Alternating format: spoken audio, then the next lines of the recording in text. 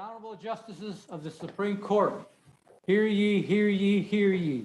All persons having business before this court are admonished to draw nigh and give their attention to the court. Now sitting. Please be seated.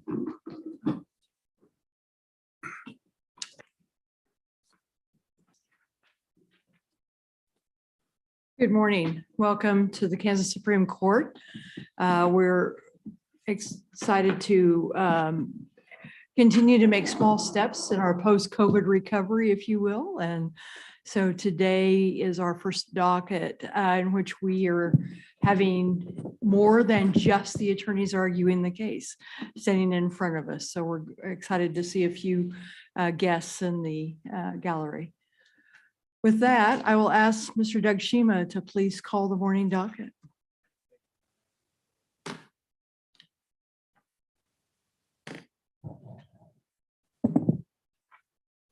Your Honor, the first case on the docket for Monday, March 28th, 2022 is appeal number 123856, State of Kansas versus Shelbert Smith, Sedgwick County. Briefs both sides. Thank you, Mr. Shima. Counsel on the case, please approach counsel table. Once you're both settled, if you would come to the lectern to please state your appearances.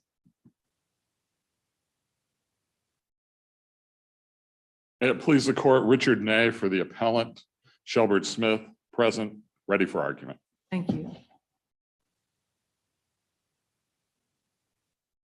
May it please the court, Assistant District Attorney Lance Gillette on behalf of the state of Kansas, present and ready for argument. Thank you. Renee, when you're ready, you may begin your argument. Madam Chief Justice, may it please the court, Richard Ney, again, for Shelbert Smith, the appellant. Madam Chief Justice, if I could request 3 minutes of my time for rebuttal. 3 minutes is granted. In 1993, Shelbert Smith, at the age of 16, pled no contest without any kind of plea agreement to murder, kidnapping, and robbery. He was sentenced to 2 consecutive life sentences plus 10 years to life for what we would term a virtual life sentence. He appeals this sentence based on Miller versus Alabama, which prohibits life sentences against juveniles without consideration of their youth. Now, the first question I will attempt to address today is why 28 years later, the defendant, after he was sentenced, the defendant should be allowed to appeal. And the answer, I believe, is simple enough. The defendant's time to appeal, even as today, has never started running. There was never a journal entry filed in this case denying Mr. Smith's so-called callback motion, as was termed at the time. Counsel, how would you characterize what was filed by the judge? What was that? It was a sentencing notation, or I'm sorry, a motion notation. And it's in the record, and the notation says denying the defendant's callback or modification of sentence. I'm old enough to have done, and we called them callbacks. And the box was checked that said, this order will be followed by a journal entry. The state is ordered to prepare a journal entry. I understand that, but technically, what is that? Is it just judge's notes? It was written down, it was filed like as journal entries are. And I've seen that the box wasn't checked, but what is it? Nothing? It is nothing in those circumstances. The box was checked, ordering the DA to file an order, to file a journal entry. So that commanded to do so. Now, if we look at the law, there's 2, I think, legal provisions that are appropriate. One is Rule 134. And that states that if a court rules on a motion or other application, when an affected party who has appeared in the action is not present, and we all agreed Mr. Smith wasn't present, his counsel wasn't present, and the DA was not present when this was issued. That's a stipulation in the record. the court immediately must serve notice of the ruling. So we've got that problem. Even if we say, Your Honor, that that was something, and we say it's nothing, it has to be served, and it was never served. No one contends it was. In fact, the stipulation from the prosecutor, now Judge Kaufman, said he never saw it. And if he'd seen it, of course, he would have done a journal entry. Is it significant that there's nothing in the record about what the court did or what the court says it did? Are you saying it has to be remanded, or can that be determined on the record? That can be determined on the record. We know there was this minute sheet, and then that's what's colloquially it's called, a minute sheet of this motion. But isn't the voice of the court important when making that decision? Well, I think the law is more important. The judges. I mean, as to whether or not it was served, the voice of the court saying we did or did not serve. There's an agreement, it was never served. The record stipulates Judge Kaufman didn't get it, defense counsel didn't get it, and my 16-year-old client at the time, who was in prison, didn't get it. So there really is no contention about that. The other provision we would cite the court to is 60-258. Does an entry of judgment is subject to section B, it goes on, no judgment is effective unless and until a journal entry or judgment form is signed by the judge and filed with the clerk. This is not a journal entry. And then it goes on to say, when judgment is entered by judgment form, let's call this a judgment form, the clerk must serve a copy of the judgment form on all attorneys of record within 3 days, excluding Saturdays, Sundays, and holidays. That was never done. That was agreed to below. So Mr. Smith's time did not run. And we're in a real dilemma here. We know he wasn't in court, and there's no way back in those days for a defendant who is getting a call back to know his motion's been ruled on, unless he's served with it or someone tells him. It's not, there was no court date set, it's not a set amount of time, it's within 120 days. Counsel, Yes. do we know from the record when Mr. Smith had actual knowledge or actual notice of the entry of the minute sheet or the motion minute sheet? We don't. Mr. Smith tried to file an appeal. Again, we've had numerous hearings on this, as the court knows. He tried to file a pro se appeal, which the court denied. That was Smith 1. And then I got involved in the case. We went back again. It was denied again. That was Smith 2. We went back on Ortiz issues. That was Smith 3. So at least at some point there's knowledge, but Mr. Smith is now not 16 anymore and intellectually disabled, basically, as we pointed out. He had ADHD, was functionally illiterate. It's not clear that he ever knew until he tried to appeal and was told, no, you're out of time. And was that at Smith 1? I mean, effectively was notice given when the record on appeal was prepared in Smith 1?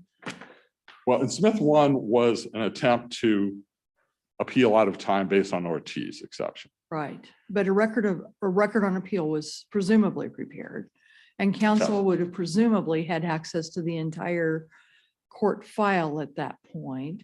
So wouldn't counsel at least have had some notice at that point that motion had been ruled on? Well, everyone knew the motion had been ruled on. I don't think there was any question about that. That was in the record. But the question was counsel served? What does service mean? I mean, counsel then had a copy or had access to a copy, became aware of it. Does that trigger? Well, which, you're talking about the original counsel, Your Honor? No, I'm talking about appellate counsel at that point. Is that the date by which the Well, 30 days becomes triggered? I don't think so, because if it's not been filed per Rule 134 and under 6258, then it's not filed. It's never been filed. It's still today is an open issue, in our opinion. explain to me what you mean by filed in that context.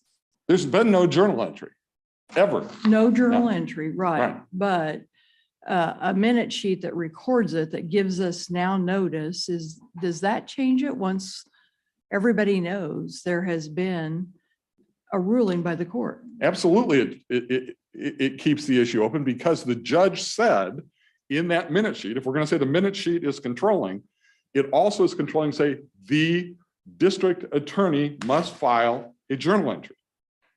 This isn't it, the court said. This is not the journal entry. And was the court even still on the bench at that point? Judge Clark, no. Yeah. So what do we do in that situation? You let Mr. Smith appeal because there's been no journal entry. I mean, I guess you're posing the question to me, why didn't counsel in Smith 1, and I can't speak for counsel in Smith 1, I can speak for counsel in Smith 2 and 3 and 4, I guess, since that's me.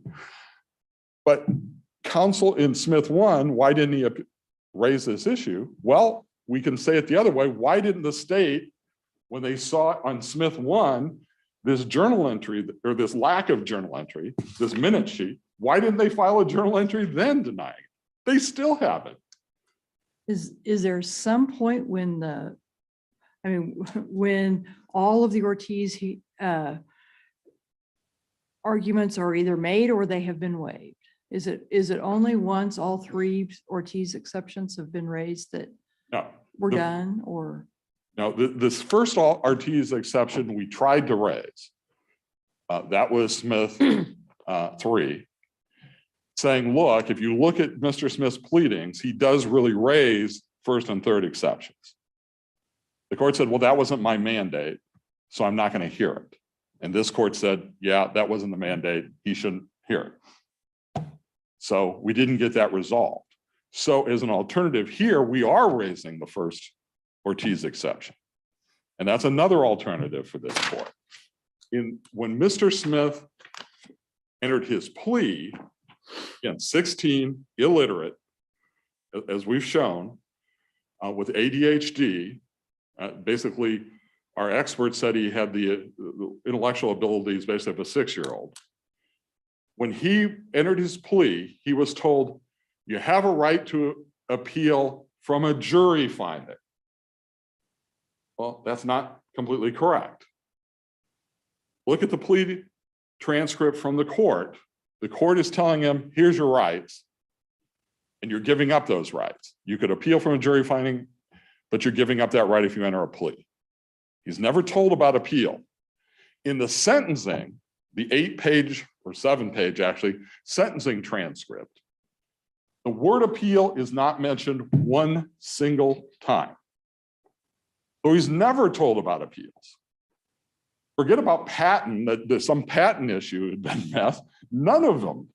He was never told about an appeal.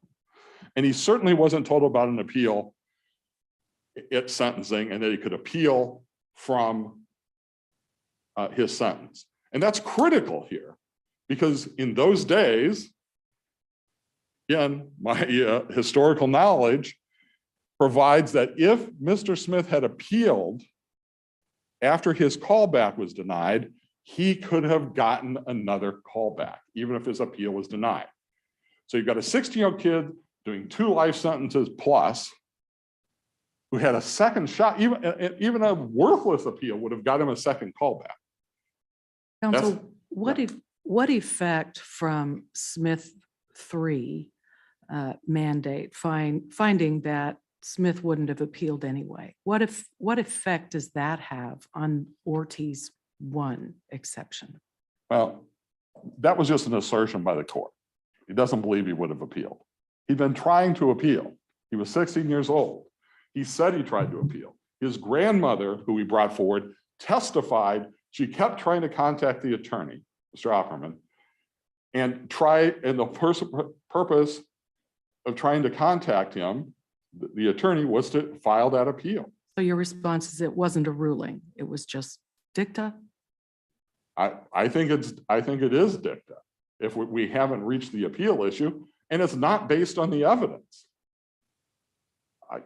Again, there's a great reason this kid would have appealed when he was first sentence.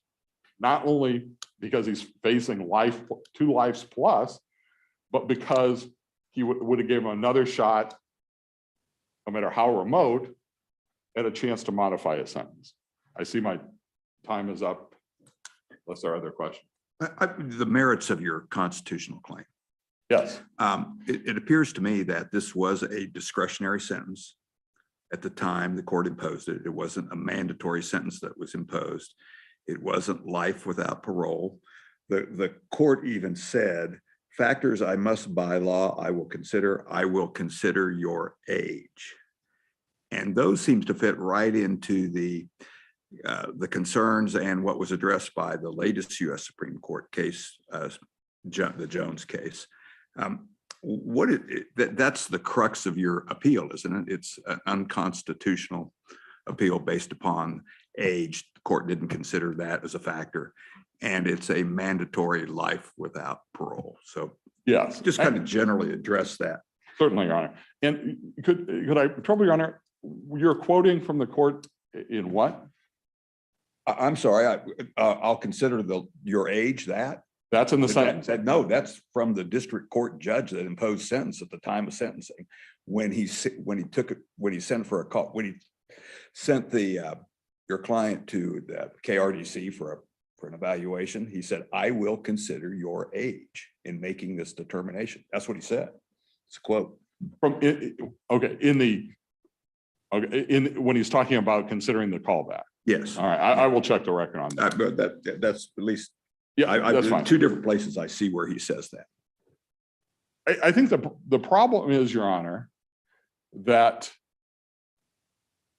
we have a situation where that Mr. Smith is being sentenced. Again, the sentencing transcript, 7 pages long, which includes the talk about the callback. So there's really not much.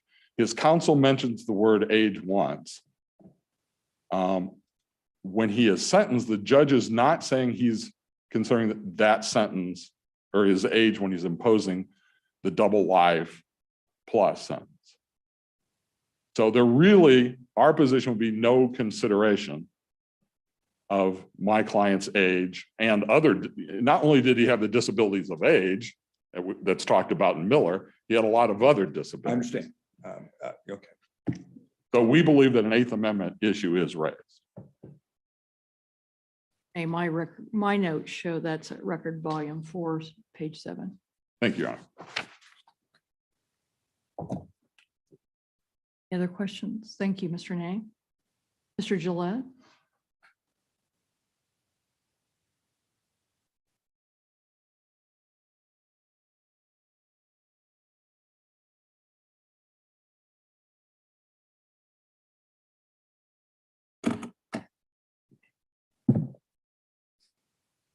May it please the court, Assistant District Attorney Lance Gillette on behalf of the state of Kansas.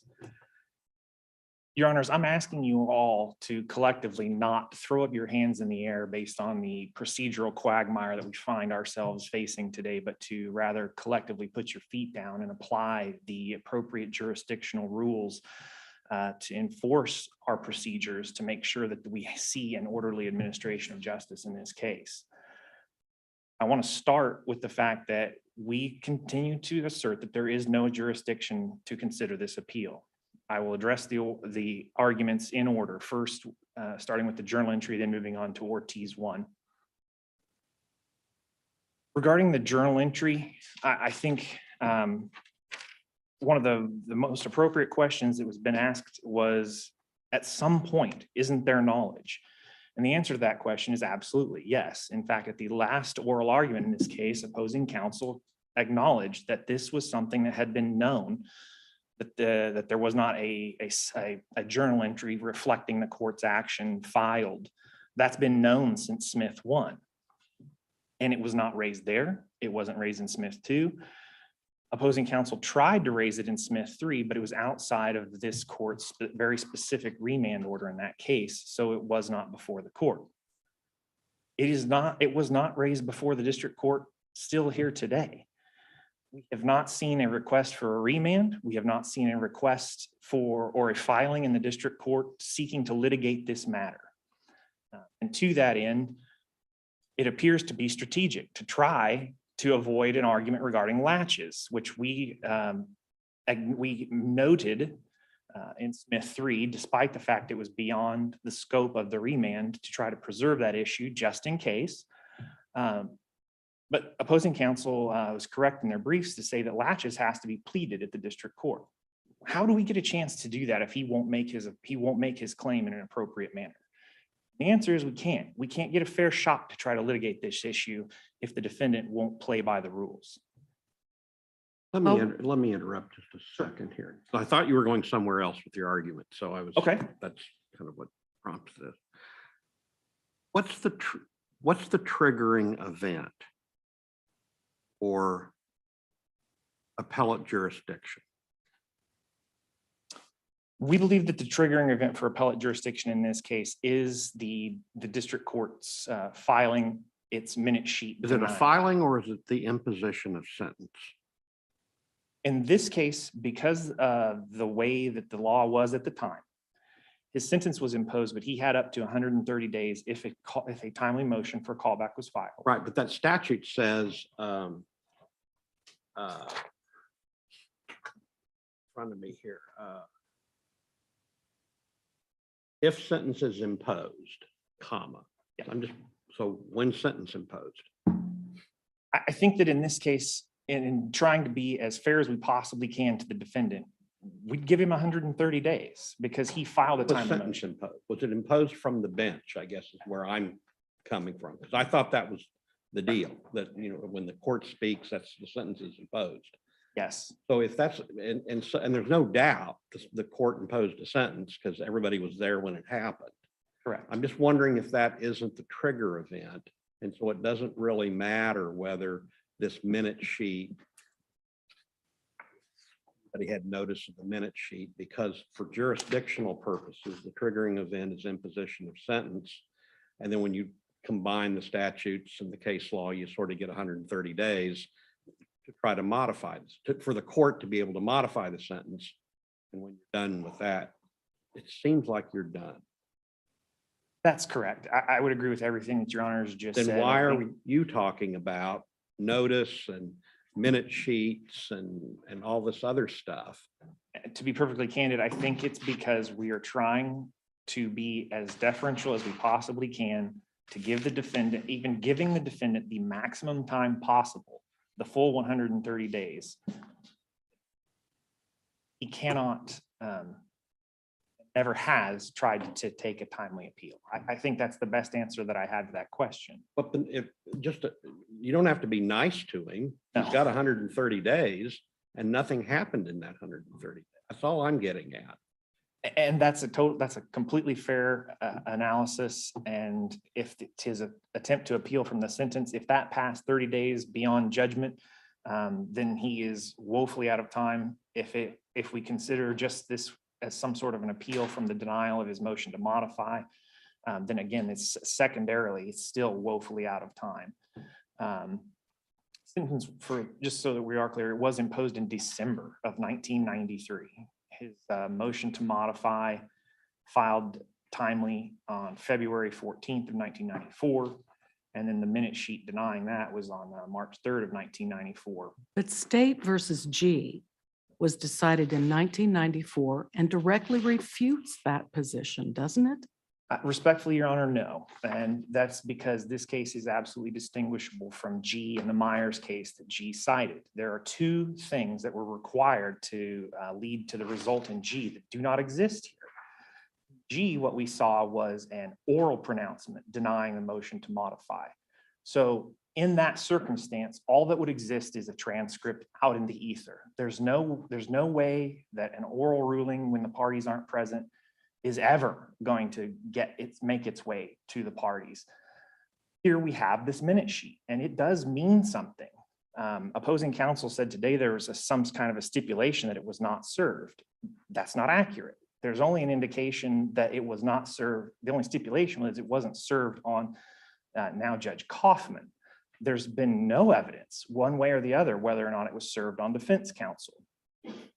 Second thing that was required to reach the ruling in G was that the district court took some kind of action outside of the maximum allowed 130 days. And in that case, basically this court crafted an exception to the standard 10-day window in which a defendant can file a notice of appeal, because ordinarily, and as we assert in this case, that 130-day deadline should be a hard and fast rule.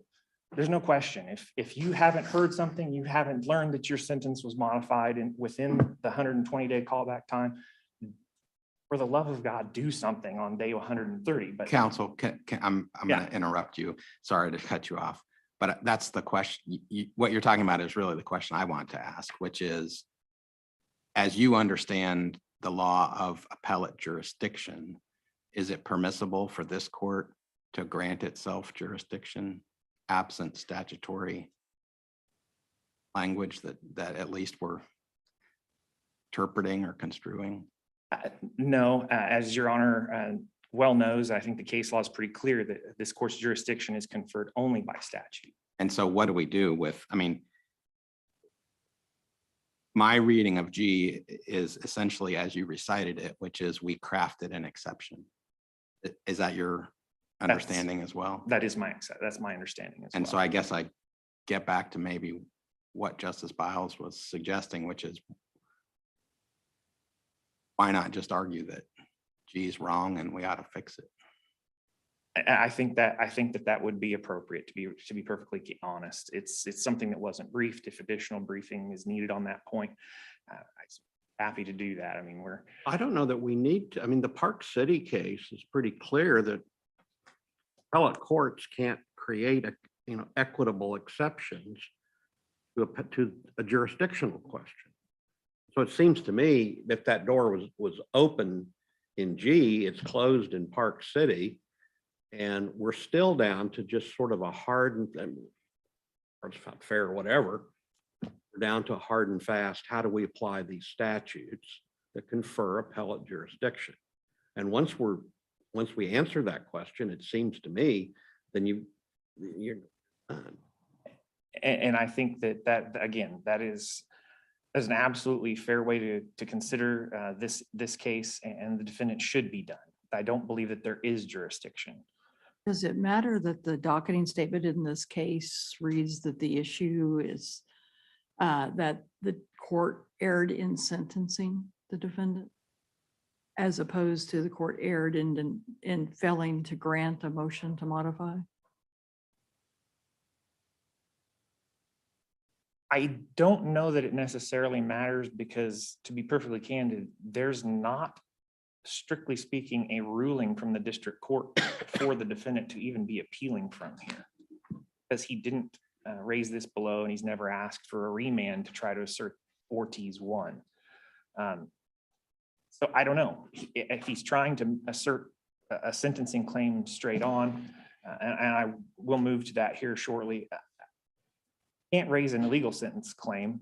It's a constitutional challenge, and as Justice Rosen pointed out, I think that the case law is pretty clear, and the record here is extremely clear that age was considered in imposing this discretionary sentence. So he can't win on the merits.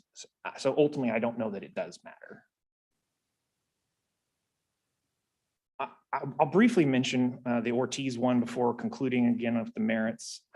Ortiz 1, the first Ortiz exception, that exception was actually raised by the defendant in 2013 when he filed his motion. He abandoned it. There is no record here regarding Ortiz 1 for this court to review. To the extent that this court can review the record from Smith 3, as the defendant suggests it can, he must lose. Defendant knew everything he needed to know, as we've briefed, based on paragraph 8 in his acknowledgement of rights. It explained explicitly the 3 requirements that were necessary under Patton for his actual knowledge of the right to appeal. And there was significant evidence of additional sources of knowledge. And then we do, Justice Wilson, have the finding from the district court that the defendant would not appeal. Even if he had an attorney, he knew all of his appeal rights.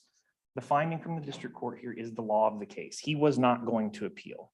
Why? I don't necessarily know, but there is at least a suggestion in this court that we had a defendant who was taking responsibility for the fact that he basically plotted and carried out an execution. Let me what ask, is, thank you. Yeah. A question about the defendant knew, and that's based on the fact that he had a copy of the plea agreement. Is that right? The acknowledgement of rights and Rights.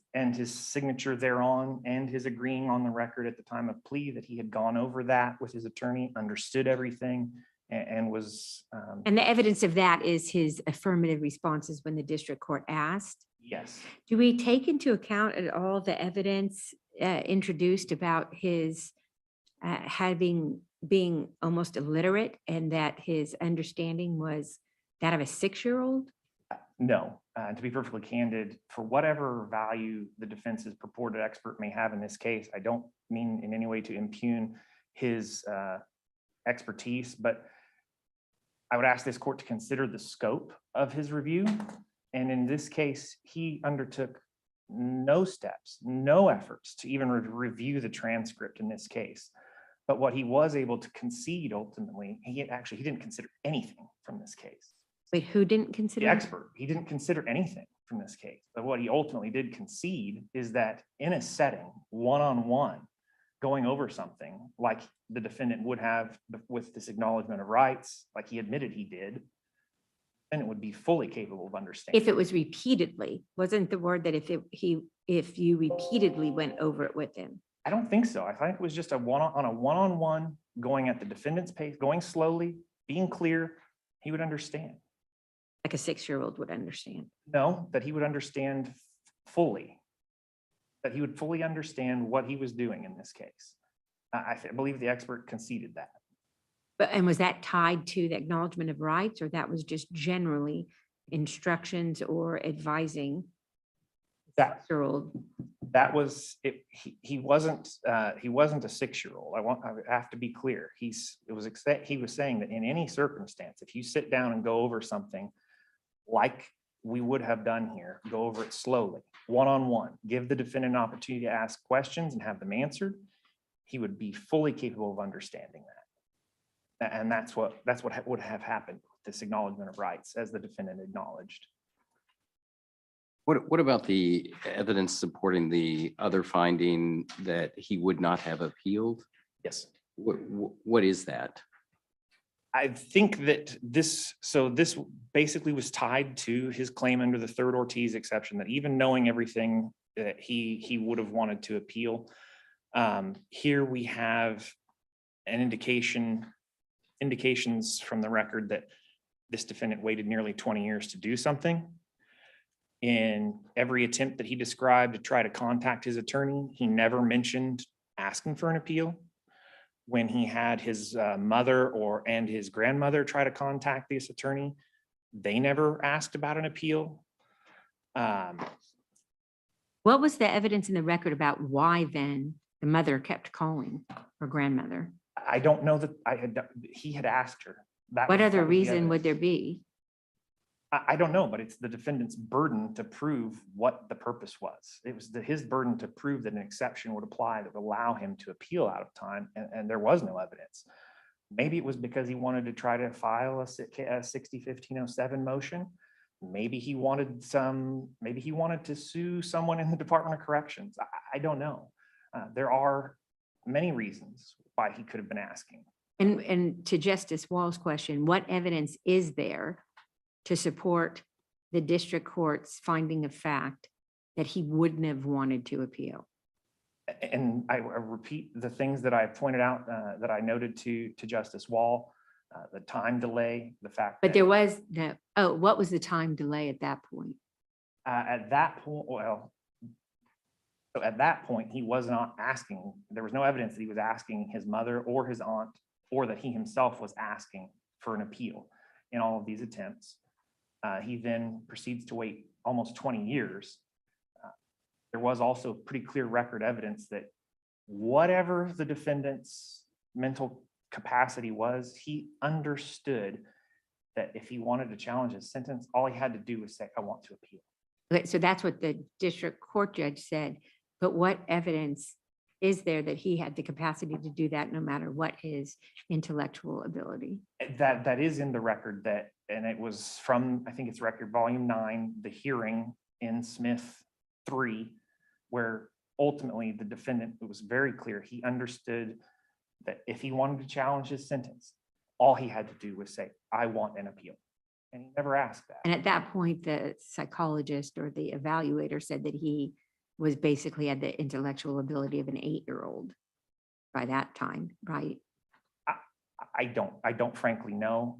And again, I think that it's fair to look at this expert's result through the lens of what the scope of work he was asked to do was. And that scope of work never included documents in this case, reading any transcripts, and he was not able to definitively say what the defendant would or would not have been able to do or in this case at that time. I see that I'm out of time. I've touched on the merits of the discretionary sentence and the goalie. If I could have just one moment, if there are any questions on that, I would be happy to answer them. I think the record's pretty clear. This was a discretionary sentence.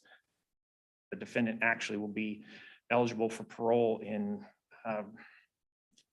right about 6 years from now. I was going to ask that back in the indeterminate days, what was the actual sentence when he would become parole eligible, considering all the consecutive nature of this?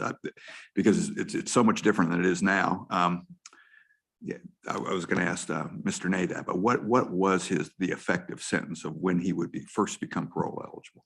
35 years. 35 years in prison, and then he had a consecutive 30-day jail sentence. Okay, that's okay. So when you combine all the consecutive nature of it, the mandatory minimum gets to 35 years. Correct. I think that's 223717 as we cite in our brief. Thank you. I meant to ask that. Subsection C, yeah, because these were ordered consecutive, it would have been 15 years for each of the life sentences. Right. And you would get good time credit on the 10 years to life, so that was only 5 years, so 35 total.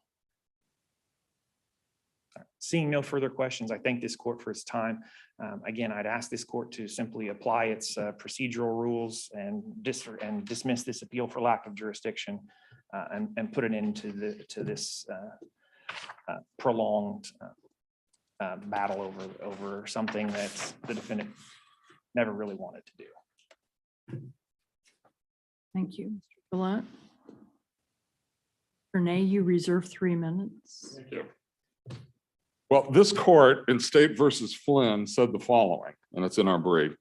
If the trial court receives a motion for modification within 120 days of the sentencing hearing, it has jurisdiction beyond the 120 days to decide the motion. In the event a motion to modify is filed, the triggering event is not the district court's ruling from the bench, but rather the filing of the journal entry. Now, we have G, we have Myers from the Court of Appeal, we have Flynn, but this 16-year-old intellectually disabled kid should figure out that the Supreme Court's, number one, figure out what they're saying, this court is saying, but figure out that it really doesn't mean what it's saying. We say the state had knowledge of this, could have filed the journal entry anytime. That's the trigger. And the trigger has not been pulled here yet, period.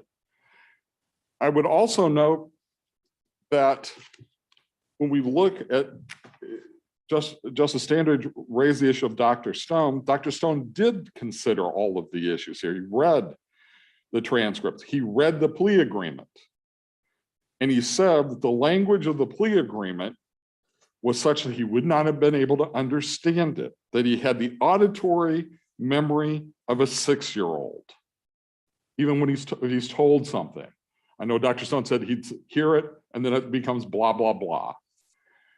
He wouldn't have understood the provisions there. And in fact, the plea agreement itself is wrong because the plea agreement says the appeal must be filed within 130 days of sentencing. Well, that wasn't the law then. And as noted, it's 10 days after the issue is ruled on, that the callback would be ruled on. Justice Standridge also asked, where's it in the record of what the defendant would have done? It's all over the record. Mr. Smith testified at 3 different hearings. I wanted to appeal. I wanted to appeal. There was no refutation of that. I mean, we can just make up things, I guess. Oh, he didn't really mean it. He's not believable. But his grandmother testified, which this court commented on in Smith 2 as having validity. We have a record that he was trying to get hold of his lawyer to appeal. You don't call your own lawyer to do a 1507 on him with respect to the state's argument what this could have been. And finally, on the issue of the sentencing, when he was sentenced, the court said, here's what we're going to do. Here's your sentence. You're going to prison. It does not mention his age, but it says, now when I get the call back, when I get the report, I'll consider all the things, including age. But that's not the sentence. The age must be considered under Montgomery, under Miller at the time of sentencing. A review was not another sentencing. Otherwise, my client would have had the right to be there, which he clearly wasn't. So we submit that if we want this long nightmare over, as the prosecutor argues, let's, for heaven's sakes, give this guy an appeal. This could have been over years ago. That's all we're asking for. Not to set him free, let him appeal. And we submit that the law, the procedural law, which this court has said is appropriate, and G, and subsequently allows him that right. How do you deal with Parks? I mean, Parks is pretty plain that appellate jurisdiction is statutory, and we say that all the time anyway. And so, 2011, I think Parks is 2011, yeah. So there's at least a line drawn there that G is not good law.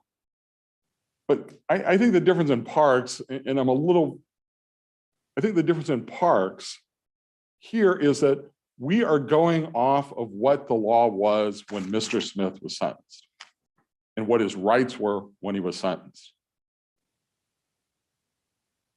Parks wasn't the law then. We can all agree to that. Hadn't been decided. I think I'm correct, right? Well, in 1993. The point is that the statutes were the statutes. And just follow the language of the statutes, and you get to a conclusion that there was no appellate jurisdiction. Well, you need to use equitable exceptions to get court jurisdiction. And Parks says we don't do that. We can't do that. Well, the statutes are 134, the rule, and 6258. Well, 6258. Right. This was never served, and that was agreed upon. No one knew this happened. I think again, excuse me if I'm misremembering Parks, but in Parks, at least people knew it had happened. The event had happened. Correct? Well, you're using 6258, which is a civil procedure statute, as opposed to the appellate jurisdiction in a criminal case under Chapter 22, right? Well, it talks about the effect of a journal entry. And it reads, if you read G and the others, it talks about 134 and 258 as existing sort of in the same universe and commenting on each other. So again, we can misinform this 16-year-old. He doesn't understand. Note a journal entry is ordered by the court, which is never filed.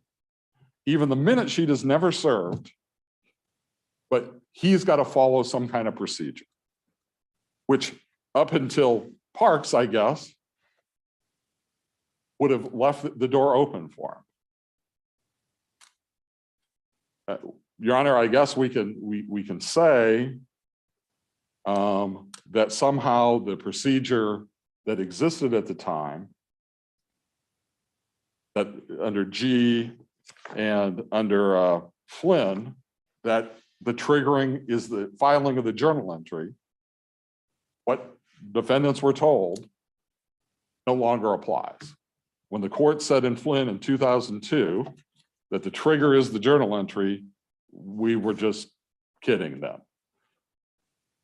That should be the trigger, and it has never been filed. Why should all the mistakes or errors, or what do we want to call them here, go to the detriment of the defendant and not the prosecutor who'd been ordered by the court to file a journal entry? And it still hasn't followed that order. Counsel for the state mentioned that he thought that the first Ortiz exception had been raised and abandoned in the first appeal. Can you address that? Certainly. When we tried to raise the first Ortiz issue, saying it was in, when this court remanded the last hearing, the state then argued, oh no, it wasn't raised. Right, we are asking the court, if you, in my quote from my brief, Judge, we're trying to just give liberal interpretation to the pro se finding.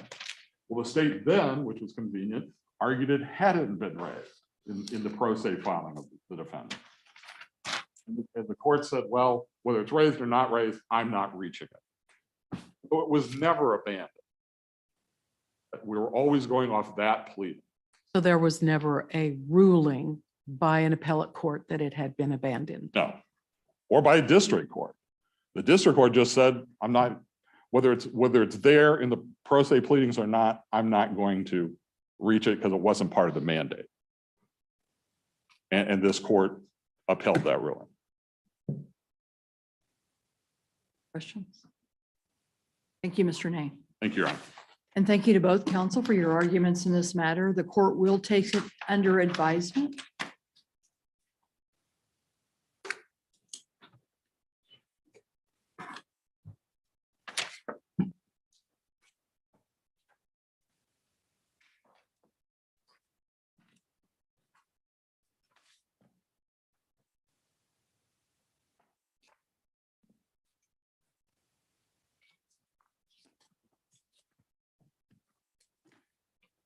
Mr. Shimi, would you please call the next case on the morning docket? Thank you, Your Honor.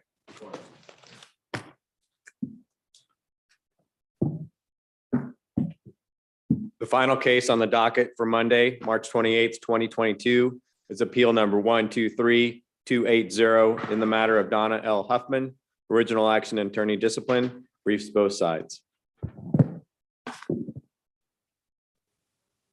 Ms. Hughes, would you please come up so the microphone picks up your appearance? Thank you. May it please the court, Deborah Hughes, Deputy Disciplinary Administrator, appearing on behalf of the Disciplinary Administrative Office, present and ready for argument. Thank you.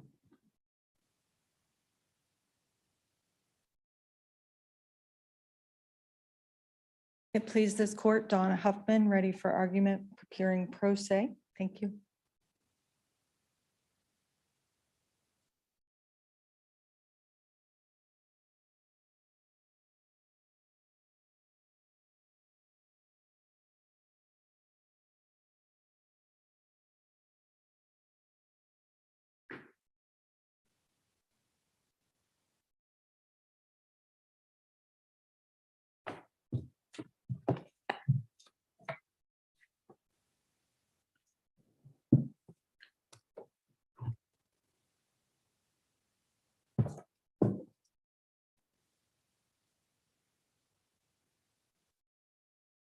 Chief Justice. Good morning. Before council begins, let me let you know that that argument went over a little. We do have a justice that needs to leave the bench. We believe we'll possibly get all of the argument in this case. But if that happens, please know that the recording is available. The justice will be fully informed of all the argument and available to review that. And we'll have had opportunity to ask questions before leaving the bench. So with that, would you, you may proceed, Ms. Madam Chief Justice, may I reserve 3 minutes for rebuttal? Yes. This case is an original action in attorney discipline against the attorney respondent Donna Huffman, who was admitted to practice law in Kansas in April of 2010. This case arose out of her representation of a married couple, RB and SB, in 3 lawsuits that all related to an attempt by the Bs in 2009 to refinance their 2008 mortgage with Wells Fargo. Now, Wells Fargo approved that loan application for the refinance, and they set an anticipated closing date, but closing never occurred. However, the title company informed Wells Fargo that it had closed. As a result, Wells Fargo paid off the note. Wells Fargo released its 2008 mortgage lien by filing a certificate of satisfaction with the County Register of Deeds and sent the Bs monthly mortgage statements based on the 2009 refinances if it had gone through. And the Bs paid those monthly statements for 4 months as if the refinance. About 4 months later, the title company told Wells Fargo the closing had not occurred. And at that point in time, Wells Fargo took action then to protect its interests, including they reinstated the 2008 loan, and they filed with the Register of Deeds a notice of mistaken release of the mortgage, a document that was entitled and is referred to throughout this case as the caveat. Wells Fargo told the Bs about this and that they needed to pay under the terms of the original mortgage. They refused to pay the higher payment, but instead they continued to send Wells Fargo monthly payments based under the refinance terms on the mortgage that had never gone through. As a result, over a period of time, the 2008 loan became delinquent and it went into default, and eventually Wells Fargo referred that matter to counsel for foreclosure. Around and somewhere in this time, Wells Fargo or RB and SB hired the respondent. It was before Wells Fargo filed for foreclosure. Now, the rules violations in this case involve the respondent's conduct in 3 cases that relate to those core facts. The litigation that ensued lasted over 6 years, and as Judge Martin testified, he was the federal district court judge who presided over the two federal cases. This litigation mushroomed into something that was unrecognizable from the simple dispute. First suit was filed by respondent just weeks before Wells Fargo filed for foreclosure, and that suit alleged a variety of tort and statutory claims against, well, they were all based solely on the caveat that was filed. And the suit was brought against MERS, a mortgage servicing entity, and individually against a Wells Fargo employee who, as a signing officer for MERS, signed that caveat. In that lawsuit, the respondent sought over $16 million in damages. That case was removed to federal court, and Wells Fargo, who by this time had filed the state court foreclosure action, not being aware, I think, of the fact that the other litigation had just been initiated. When they found out about it, they moved to dismiss that state court action so they could intervene in the federal action. And they filed that dismissal before an answer had been filed by respondent on behalf of the Bs state court. Now, after years of discovery and motions, well, Wells Fargo was permitted to intervene in that federal lawsuit. And after years of discovery and motions, the district court granted summary judgment to MERS and to the employee on all claims. Now, they also granted to Wells Fargo summary judgment, the district court granted to Wells summary judgment on its counterclaims for equitable reinstatement of the 2009 mortgage, and then subsequently, about 5 months later, foreclosed on that mortgage again through federal court in that lawsuit. Now, because the original mortgage and the note provided for attorney's fees and costs in the event Wells Fargo had to pursue their remedies and enforce its rights, the court awarded Wells Fargo almost $300,000 in attorney's fees and costs, which exceeded full amount of the loan at issue by about $100,000. While that case was on appeal to the 10th Circuit, the respondent filed a second lawsuit against. That was removed to federal court, where it was dismissed as barred by res judicata because it was based on the same facts, the same dispute, the same. The court awarded Wells Fargo $5,000 in sanctions against respondent personally. End result of all of that, the end result that the Respondent's clients, and I'm paraphrasing Judge Martin's description of this, ended up enduring years of litigation. They lost their home through the foreclosure sale, and they ended up having to pay a judgment for attorney's fees and costs that was more than what their home was worth. After the disciplinary hearing, the hearing panel found that respondent violated Rule 1.1 on competence, Rule 3.1 meritorious claims and contentions, Rule 3.5D on discourteous conduct degrading to a tribunal, Rule 8.2A, which is false statements concerning the qualifications or integrity of a judge, and 8.4D, misconduct prejudicial to the administration of justice. For discipline, the hearing panel members split. 2 members recommended public censure and a dissenting member recommended a 90-day. Respondent filed exceptions in a brief. In her brief, she raises 6 issues and she disagrees with the discipline. For my arguments, I want to focus on the issues involving the violations of 1.1 competence and 3.1 meritorious claims and contentions, and the portion of 8.4D that's related to those. The other issues on the statements made about Judge Martin, I submit that on the brief, and unless the court has any questions on that, of course. Now, the 1.1 competence violation, the panel found 3 things that it contended her conduct evidenced incompetence, lack of competence here. These things were all considered together, and they were first failing to offer to settle the case for the 2009 refinance terms that her clients wanted. Panel found that she lacked the ability to recognize when she had a losing case and how to solve it to her client's benefit. And the panel listed 15 specific instances of conduct throughout the litigation that established lack of competence. On the 3.1 meritorious claims violation, again, the panel found. Can I just ask a quick Yes, clarifying yes. question on the failure to seek settlement? What was the evidence in the record, if any, about the potential for that settlement to occur?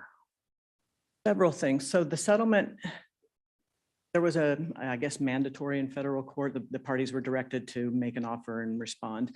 The respondent complied and she made an offer that valued the lawsuit at, I think, $16 million against MERS and $16 million against the Wells Fargo employee. But I think she indicated in there she was willing to settle for $750,000. Wells Fargo responded saying that they did not believe that offer was made in good faith and they would not respond.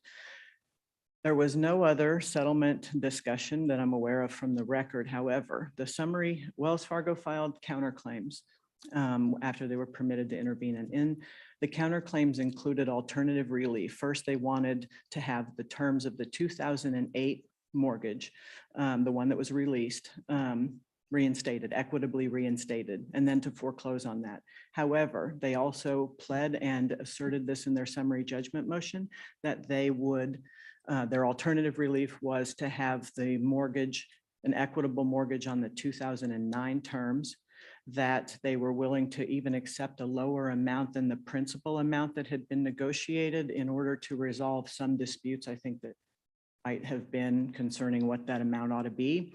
So there is some indication that, or what I'm hearing you say is there's some indication that this was not just sort of a recalcitrant bank that had dug in. And they essentially put that on the table for all intents and purposes. They also said there were 3 things about that alternative relief in addition to on the terms that were negotiated, in addition to a lower principal amount. Also that they would not be seeking foreclosure on it because they recognized that the Bs had been paying the lower monthly payment all the way up to the point where Wells Fargo accelerated the loan so that they could. So that was on the table for all intents and purposes, and the respondent did not. And when was that put on the table? The kind of equitable relief that it wasn't for years, wasn't it? Settlement conference, and I think the exchange of letters back and forth on the settlement was in about April and May of 2011. And that's when that fell apart with the initial offer, and Wells Fargo didn't respond because they said it wasn't in good faith. The summary judgment was filed a year later, May of 2012, which contained that essential semi-offer on the table. That's the time frame. About a year elapsed during that. After that, May of 2012, the summary judgment motion was on file, putting respondent on notice that Wells Fargo at least was open to that potential possibility. And the district court didn't decide summary judgment until October. So there was however many months that is between May and October. Up on it. And when was the case filed, please? Again, The case was filed October of 2010.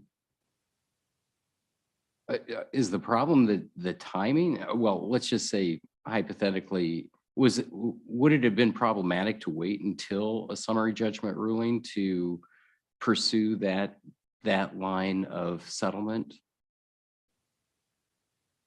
Well, because what happened, the district court imposed an equitable reinstatement of the mortgage. The district court went with the first option that Wells Fargo requested. So I would think, just speculating here, but from my perspective, the best time to have done that would have been as soon as you see that counterclaim in that summary judgment motion, is to say, you know, we would take you up on that before you have a district court decision.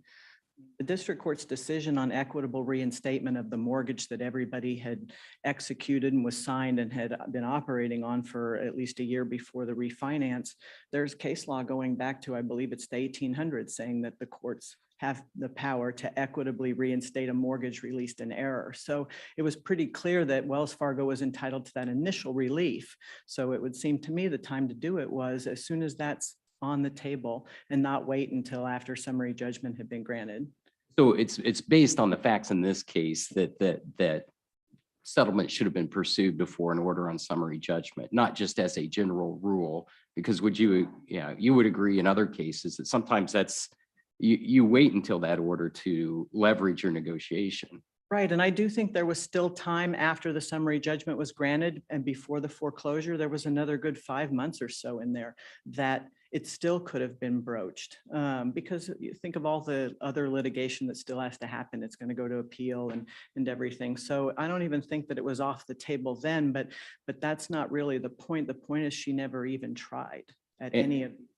And the evidence suggests that the clients wanted that resolution as well. I do want to address that. In her response brief, or reply brief, I'm sorry, the respondent stated that there's no evidence in the record of what her clients wanted and that we didn't cite any, we being the disciplinary administrator's office, nor could there be any evidence because of the attorney-client privilege.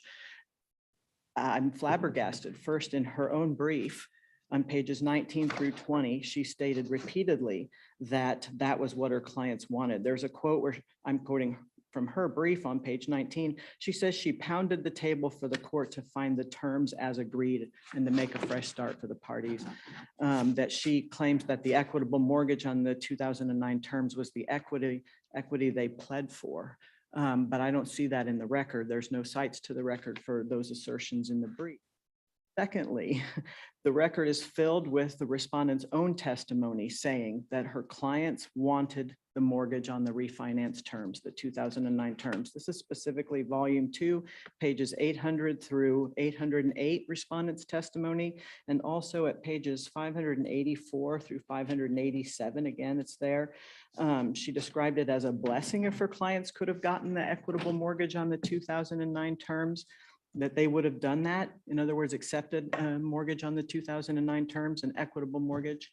They were trying to get that mortgage. I could go on and on here, that it was their goal to stay in their home and try to get the Wells Fargo to modify the mortgage on the terms they wanted. So for her to claim in the reply brief after what she said in the opening brief, that there's no evidence of what her clients wanted is just flat incorrect. Your recommendation for discipline, sometimes the office changes when you get here. So your recommendation is what? The recommendation today is indefinite suspension. If the court were considering a suspension for a definite term, our alternative request would be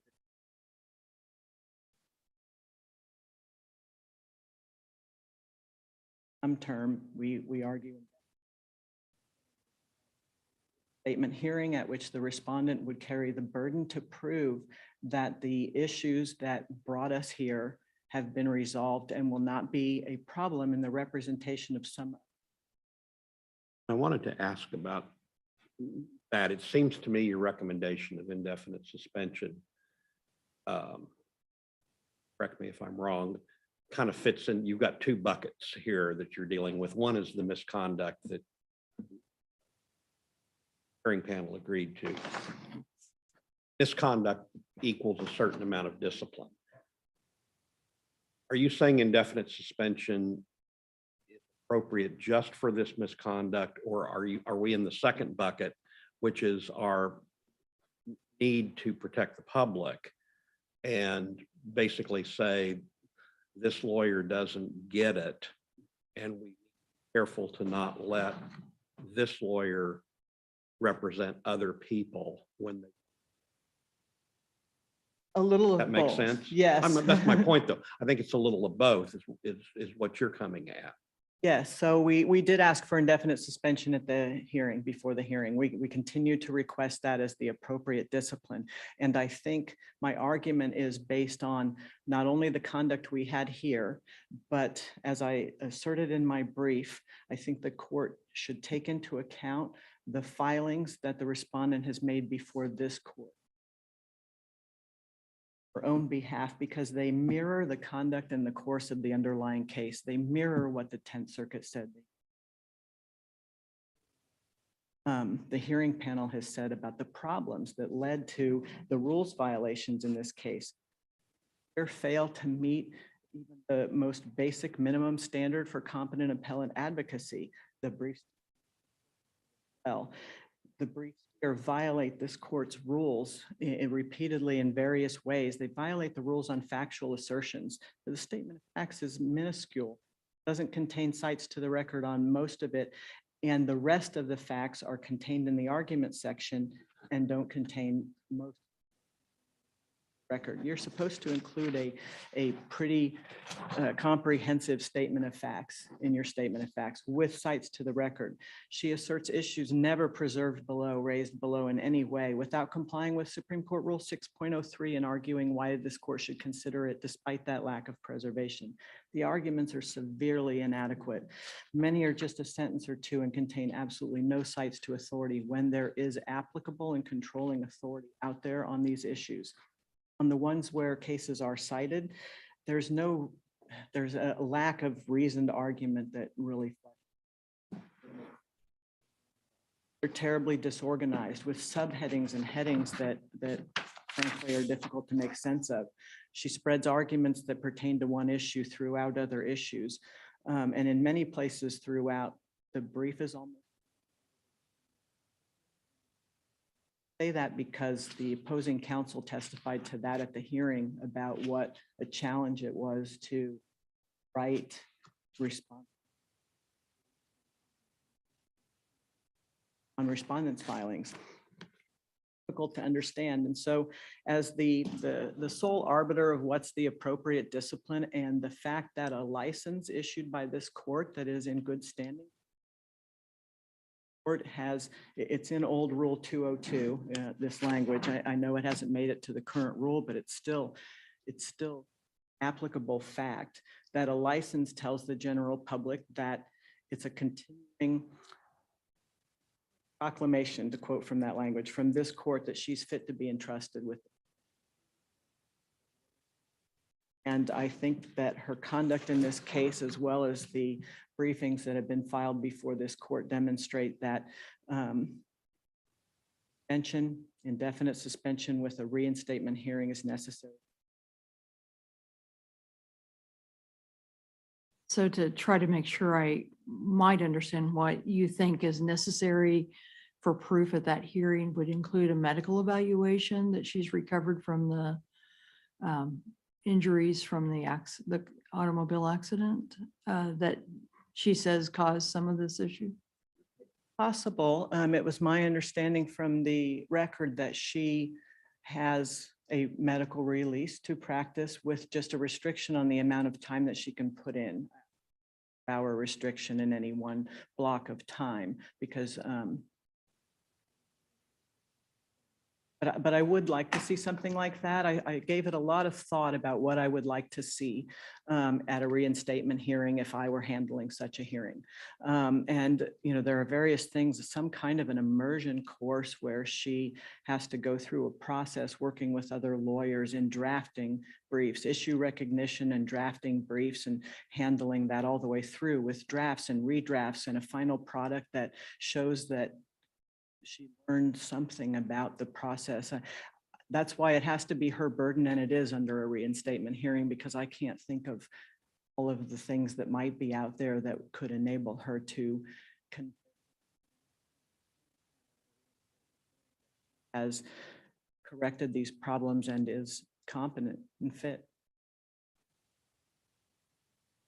Other questions?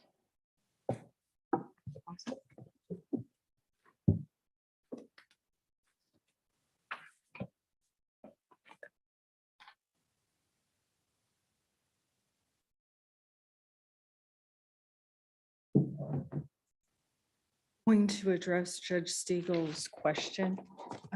With Please, Lee. please go ahead and Go do, ahead. I mean, he will, as I said before, the Certainly. And I- recording is being made, so. Thank you, Your Honor. I have a prepared argument, but I do think we went over, and I want to clarify a few things on the facts that are very critical here. Like Judge Stiegel asked, is this a recalcitrant bank? Yes, it is. You have the N. Ray Jones case. They do this as a slap suit against plaintiffs. They always try and litigate into submission. I have the timetable there, and although I respect Ms. Hughes greatly, and I feel like she and I have had some positive conversations, and she's shown me a lot of professional respect too, I have to disagree with these facts. Let's start, let me just Yes. ask a question here. So many of us have litigated against, did you ever offer to settle the case on the terms of the original mortgage?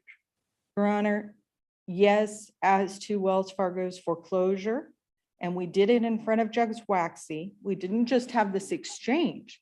We were in federal court. We were called into the magistrate, who later on Judge Martin said he disagreed with. So we had judges going both directions, but under the guide of Judge Waxy, he found good faith and moved us into the litigation process the way a magistrate in federal court would in this case. But I strongly urge, because I think that it is so critical here, even though I don't want to get tied up in a lot of the facts, my client was testifying under oath. Give us the documents.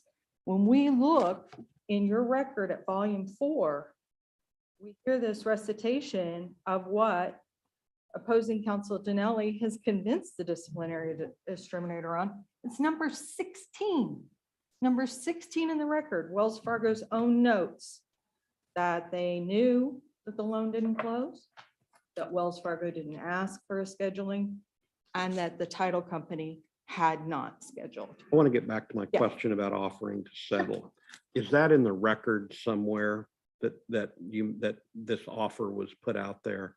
Or is this just in discussions with Judge Waxy? Can I go look in the record of this disciplinary proceeding Sure. and see where you did that? Okay, in the disciplinary proceeding, I testified that that's what we wanted. I testified repeatedly. And you're going to find it in the response to their summary judgment.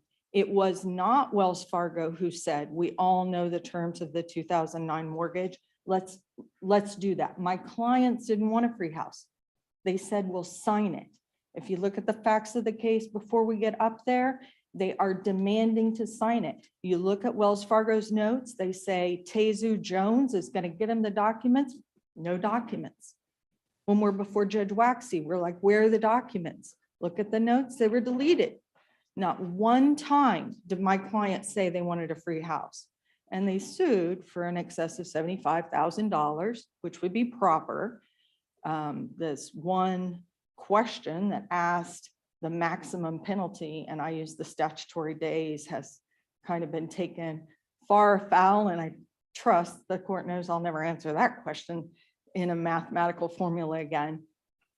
But the fact is, they were good people. They only wanted what they negotiated for. And by the time I got in the case, it wasn't, oh, they only paid a little and got behind. These people were hit with a demand for almost $5,000 and said, you get your old terms. And the unequivocal evidence is they didn't have the money.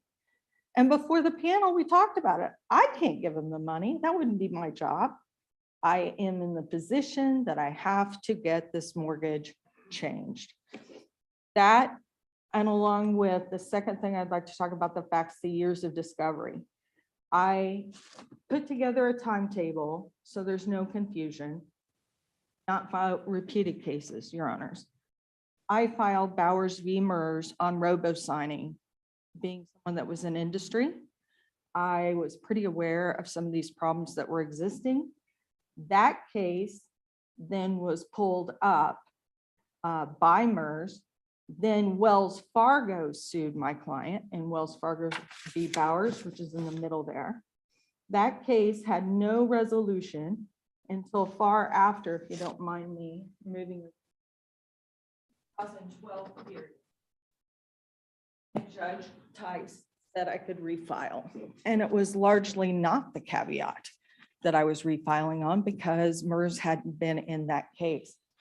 There was that short period basically between January and when they filed summary judgment that we had discovery.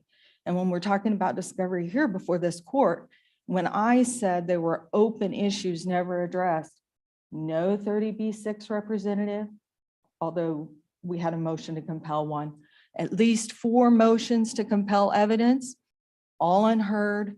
Rule 11 on opposing counsel because they first pled the note's destroyed. Then they pled the note is lost, added a non-borrowing person to that note.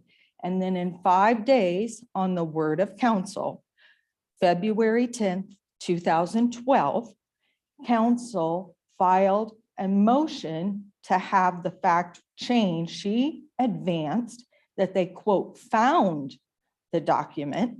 5 days later, the judge granted that. And for the rest of this case, there was never an evidentiary hearing on whether that was actually the document that had already been said to be destroyed and then lost. And in this record, it will show that document was purported to be at Iron Mountain, as if that big storage facility tripped over this perfect piece of paper at the exact time that Wells Fargo needed it. So there are a lot of problems with the facts in this case. But what I'm here for too is what my conduct was. And I'd just like to give you a brief rundown how I see these rules. Substantial competent evidence, and frankly, the negative finding standard. We're talking about rule 1.1 competence. And largely when I started pleading this, I had not been in the accident. The accident did cause me a little delay. And I've always admitted that I reran a couple arguments because I had a brain injury and missed that. I'm better now, but I took responsibility for that. And I think anybody would. The competence is almost recognized by the panel. I am the only attorney that had a mortgage company, certified mortgage consultant, certified residential mortgage specialist, and sold into the secondary market. Not only was I the only attorney doing that, I went on my own. These are my first clients in practice and obtained 2 retained experts that nobody has ever contradicted. One that sold to Wells Fargo and was in the mortgage industry, and another a 20-year title examiner and abstractor. Both said this could never happen. But that's not addressed. We stand here today and we hear about this quote caveat. And what is that? That's the Torrens land system. Nobody in the industry's heard of it. We are not in Australia. I mean, I was able to find the Queen's Law in Australia and say, we don't use that in Kansas. And I don't minimize that because when the panel found that even though I had all this expertise in mortgage, that maybe that didn't equate to being able to defend a foreclosure. But I would urge this court, as I tried in the federal court, we can't use documents that don't carry any value and comport with law. And we know that document wasn't accurate because if they did have the right to reinstate, they wouldn't have needed to file for an equitable reinstatement. The caveat would have stood. But as I would, Let me ask you a Yes. question. At what point did you become aware that all your clients wanted was to keep their house? oh, that's not all they wanted, Judge. My clients said they wanted to keep their house, and we offered, and I'd like to be excused from any mediation confidentiality at this point because we're supposed to keep that by the rules, but being asked, I'm going to respond. He demanded to Judge Waxy personally that he wanted his 2009 refinance reinstated, and he wanted something for his attorney fees. And consistent with testimony from lawyers, I did as I always do and tried to make that really low, but he felt they were responsible and he and I had a contract. Now, I've never stood in the way of a settlement for attorney Notwithstanding fees. that, was it before or after that you made these $1 million demands? Oh, I said, this is the number of days under the statute and we'll take this. That demand has been successful in other bank cases. And we have, without this litigation, as testified under here, hit 6 figures. You know, you start somewhere and you go somewhere else. In the hands of Judge Waxy, you know, he needed to show them that there was some actual potential problem for them. But what is critically important is they had no counteroffer, not even with Judge Waxy. And when they got him in deposition. Counter offer to the millions of To dollars? anything, not even, we'll sign 2009. Let's restart. So you made that offer? Oh, we did. And Mr. Bowers communicated that to them and they did not let him re-sign the documents. The same thing they demanded. Was that before or after you were retained? They demanded to the CEO of Wells Fargo before I was retained in writing. That's evidence. And they demanded with Judge Waxy. And then at the time we had summary judgment, it was not Wells Fargo that said, we'll take the 2009. It was my document. I argued to the court. We all know the terms. Let's do contract reformation and put them back in the place they should be. And That- where's the evidence of that? It is in my responses to summary judgment. Judge, would you like me to get a cite and get it back to the court? Yeah. No, so in summary judgment, your opposing counsel says, well, I guess maybe it would have been in their reply, but that they were willing to do that. But you also indicated you were willing to do that. Why didn't that happen? Well, I don't know, because at the hearing, the judge said he thought that this could have been fixed in 10 or 15 minutes as a mistake, but he ordered that the house be foreclosed, not being critical, but that's what happened. And so it's kind of hard to stand there and imagine how this isn't a recalcitrant bank, because twice they knew before they released. My client's asking him in confidential mediation with the magistrate, and then they don't go for it. In summary judgment, we say, we'll Were you reform. aware that the opposing parties would be able to request attorney's fees for, if they prevailed? Well, yes and no. Our argument was they didn't have a note and mortgage because they didn't do the closing. No, I'm just However, saying, were you aware? In assessing the risks and benefits of going forward with litigation, and it seems like they spent a lot of time, I didn't actually look at their billing, but if they were awarded their attorney's fees, which was $300,000, clearly there was a lot of time put into this. Was that part of your assessment of the risks and benefits? yes, Your Honor, because Mr. Bowers had very little assets. We determined him to be almost judgment proof. He was going to lose his house anyway. He would have taken bankruptcy. I mean, it's plain and simple that he made these decisions to move forward because this was his life savings. This was 5 minutes, ultimately $700,000. They argued that they were entitled to fees, 5 minutes of Wells Fargo. And so the competence, though, is not just they were arguing outside our state law, but frankly, the idea that they could equitably reinstate a mortgage, which is a Kansas constitutional right. We don't do equitable reinstatement, and that they withheld, and we got the evidence later of the Wells Fargo admission they don't own FHA mortgages. So I think the competent argument was, how do you reinstate something you don't own? Which went to the experts that I put before the court. Let me Yes, Judge. move you on. Not quite sure how to ask this question. It generally falls under what lessons have you taken from this experience? And I guess the term experience needs to be divided between this litigation on the mortgage and the disciplinary process. As you stand here now, what lessons, I guess, have you taken from this combined experience? Well, I think I explained to the court that I would have, knowing what I know now and knowing other judges were ruling differently. And this judge changed his mind using one of my cases, which another judge ruled differently.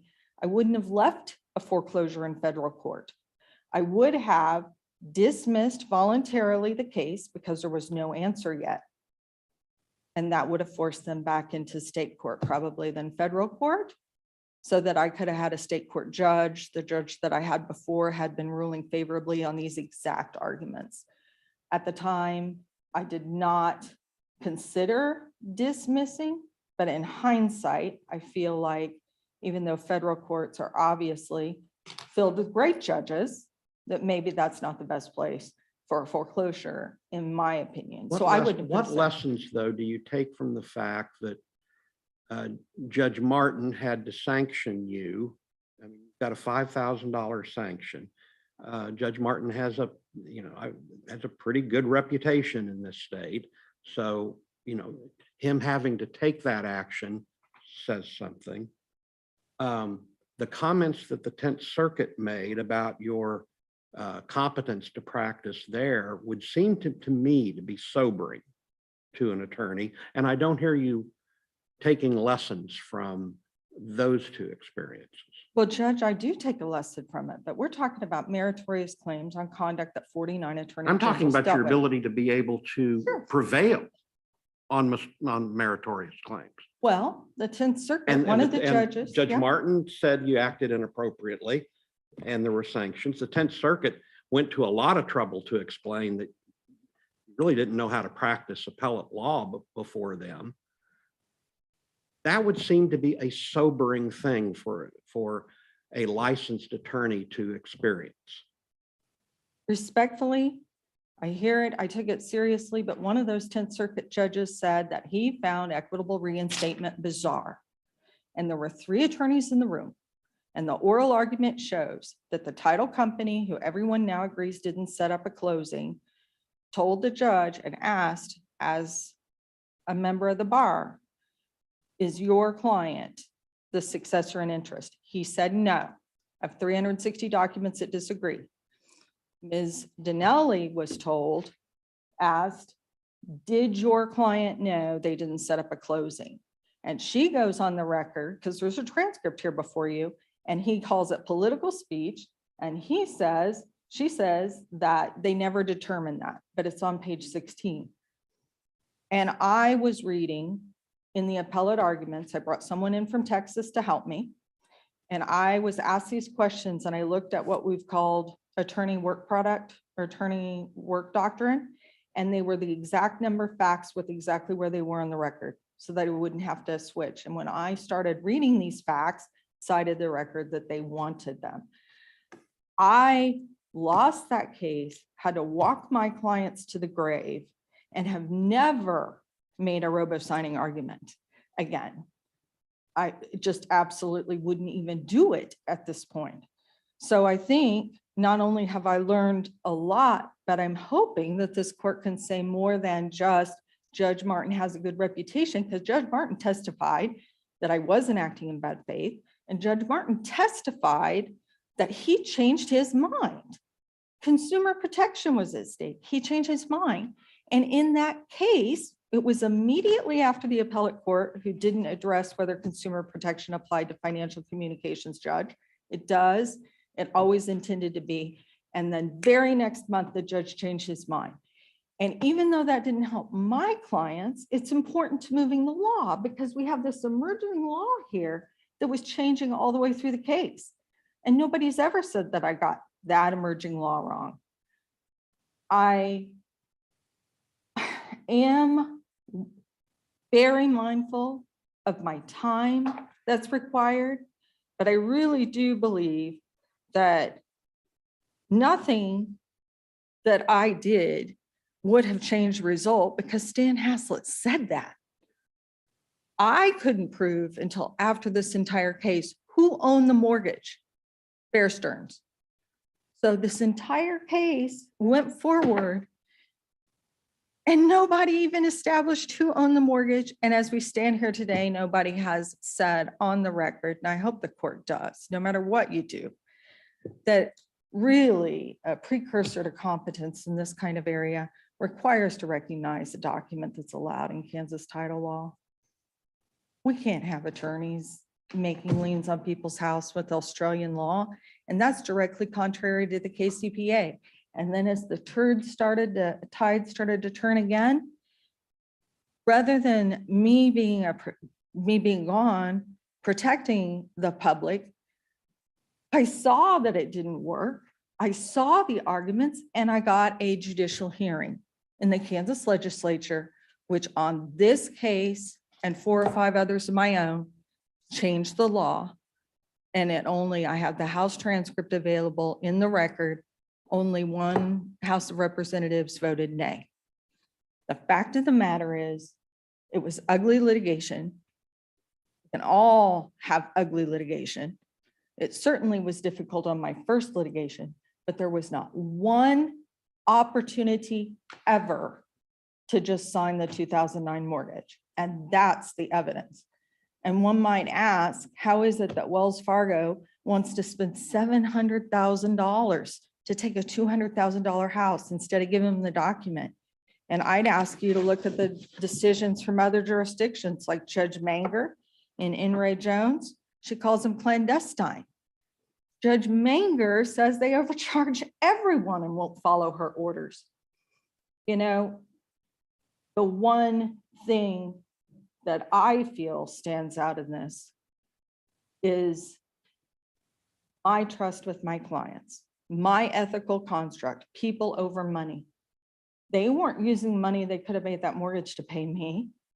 I paid those sanctions. I've apologized to the judge who said he wasn't offended, but they called me to walk him to his deathbed. This man called me to the house. The gift I gave them was actually being in the house when he died. And I was there that night and he didn't go until I came. And if you can have your worst case, the worst result you ever have, results in a client who still writes the letter that she wrote by herself that Mr. Haslett gave to me, that isn't all bad because they still knew that they got their fight. And many, many people didn't get to fight Wells Fargo. And we have OCC consent orders. But as I stand here today, this complaint was lodged 2013 by somebody in the state with Department of Social Services that I just beat in a brief when I won children constitutional rights for review unsubstantiated agency decisions. That doesn't say I can't practice appellate law. I have one case I won 3 times in a row. I don't always write the best briefs, but I get the main points across. And in this case too, we sat here and heard some of the jurisdictional arguments. It came out and it's in that first appellate brief because jurisdiction is threshold issue.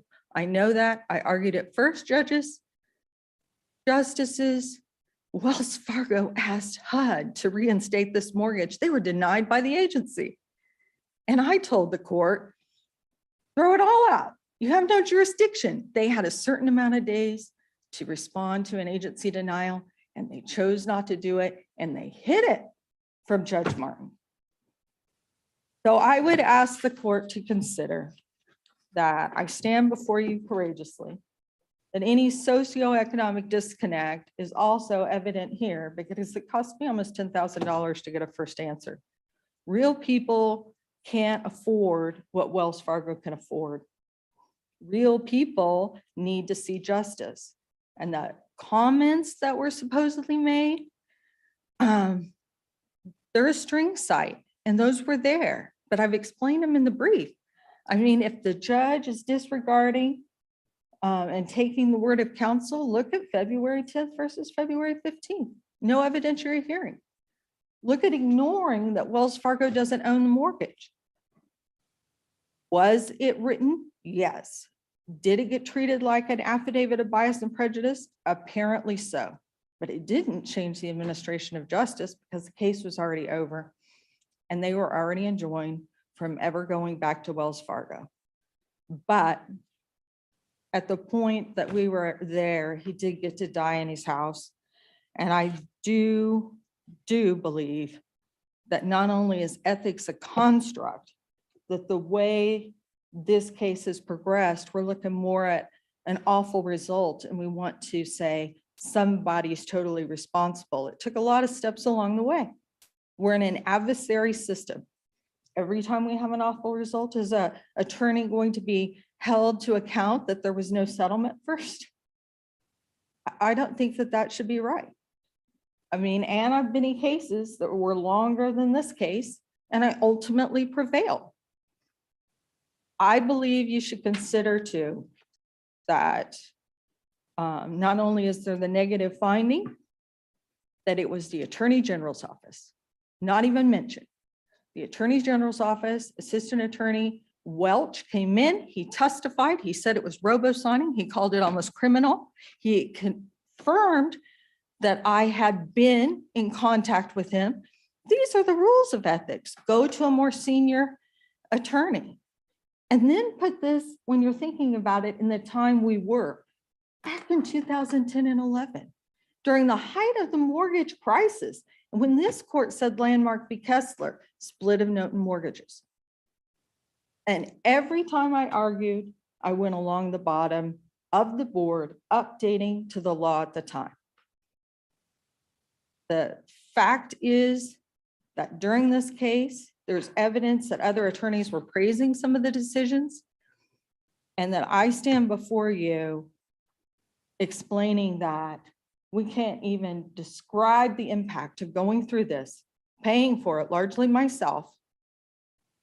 The blessing I got was walking him to his grave, but this is a stain on my reputation forever. And this stain is largely based on using the wrong law and the same conduct that the 49 attorney generals found to be deceptive. This is the case that Judge Waxy first defined robo-signing for Kansas.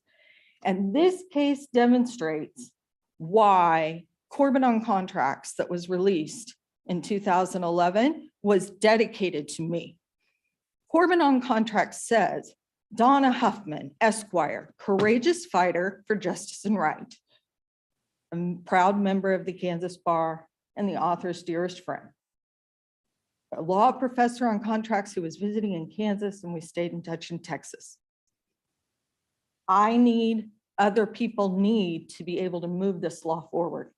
The law was all emerging. It's all changed. It's not the same today as it was then. All I can do is apologize. All I could do was pay. And all I can do is just work within the hours I'm allowed and ask this court to find that the text in the comments were met. Classes on litigating mortgages, expertise on mortgages, getting experts, having communications with senior members of the bar, people who ultimately endured that 49 attorney general opinion. Meritorious claims. Somebody reviewed it, testified that they thought it was meritorious. Experts testified that they'd never seen anything like this. And importantly, the disciplinary office never interviewed those clients who didn't complain. So there isn't that of record. Anything about my relationship with them is pretty much speculative, except what I have shared, but the nephew did. And the nephew testified this is what he wanted. And he was going to fight with or without me. And judges, I just have to leave myself in your capable hands, but I feel like it goes too far to say that given emerging law and this set of facts, that I should be indefinitely suspended. I'm protecting the public. I didn't protect Wells Fargo. I protected them. I've gotten legislation. I've had 2 cases of first impression, one before and one after the injury. And you aren't looking at someone who's out there taking advantage, self-dealing, or is disregarding the rights of clients. Thank you. Any questions?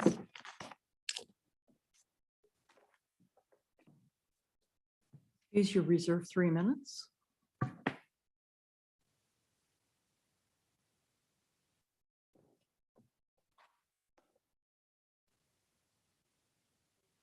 I would like to address the questions concerning whether or not she ever tried to settle the case for the terms that her clients wanted on the refinance. I direct the court specifically to page 25 of my brief, where I have most of the record sites that deal with that. The panel asked that question as well in this case, and they were unable to get a straight answer from the respondent. Her testimony varied. She said that there was evidence of that. When pressed, though, about whether an offer was made, it varied from it was in a document to it was just conversation to it was during the settlement conference with Judge Waxy to it was in a writing somewhere. She was given every opportunity to provide the evidence to support that, and she did not provide it. And on the flip side of that, Jennifer Donnelly, the opposing counsel on the other side representing Wells Fargo, I called the court's attention to her testimony in volume 2, pages 187 through 191. She said that was not discussed at that settlement conference with Judge Waxy. If it had been, she would have strongly recommended it to her client. Even if it was just that and to pay a few $1,000s, she would have strongly recommended it, but it never happened. She said that Ms. Huffman opposed the summary judgment. She opposed the counterclaim when it appeared as one of the alternatives in the counterclaims. Excuse me. So the evidence shows, and there is no summary judgment response in the record. The respondent didn't submit it. It's not in the exhibits that we offered, but I would call the court's attention to the 10th Circuit decision on summary judgment, as well as the district court's decision on summary judgment. And there's nothing in there noting that that was the respondent's position. Lastly, too, on the issue of the discussion of settlement and what was her clients would have settled for. She made in that initial written settlement offer, she was adamant in there that it would not include, it was only a settlement offer on the claims that she was making against Wells Fargo or against MERS and against the Wells Fargo employee, and that it was not to include anything concerning that foreclosure action. So she was trying to keep that separate. All of that demonstrates that there just was not any kind of a settlement offer attempt made on her part to settle that for the terms that her clients wanted. And lastly, on whether or not she discussed the risks and benefits of proceeding on that with the statutory or the contract provision in the mortgage for attorney's fees and costs in the event that Wells Fargo had to pursue their remedies. There is some evidence on that. And essentially, she says she discussed the risks and benefits with her client, but her assessment was that she told him that about bankruptcy because he had no real assets that they could use bankruptcy to take care of that problem. But that does not deal with the fact that there was a way to keep the house to avoid foreclosure without having to go to bankruptcy to eliminate some kind of a huge attorney fee award.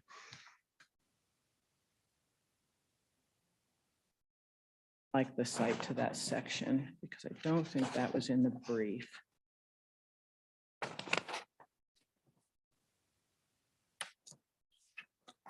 That is at pages 584 through 587 in respondent's testimony, talking about discussing the risks of a judgment for attorney's fees and stating that her client's goals were staying in their home and trying to get Wells Fargo to modify the mortgage. Court has any other questions? I rest on my brief and ask for the court to uphold the panel's findings and conclusions and to impose discipline of indefinite suspension. See no questions. Thank you, Ms. Hughes. And thank you to both of you for your arguments today. The court will take this matter under advisement. Court is now in recess until tomorrow morning at 9 a.m.